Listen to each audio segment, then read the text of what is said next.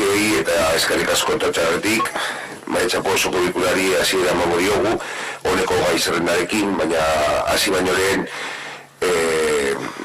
eskuz ez dut nahi dut, Oianearen aza badakizuen ez, ama izan zela eta baimenarekin jarraitzen du.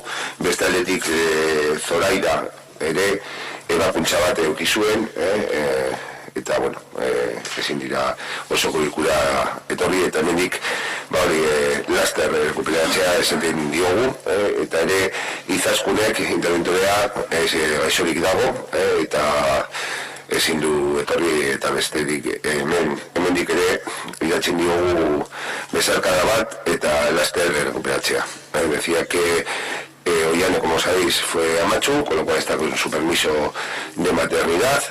Y Zoraida ha tenido una operación, le deseamos su pronta recuperación, y por otra parte Izaskun, la interventora, se encuentra enferma y también le deseamos una pronta recuperación.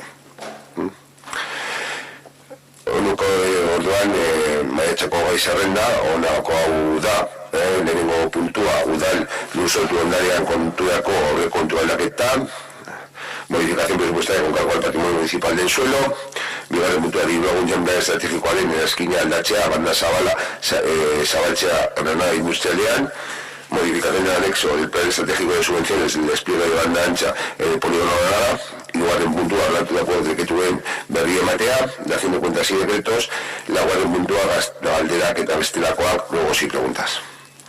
Zer, gai zerrenda buruz, una cuestión, orden día.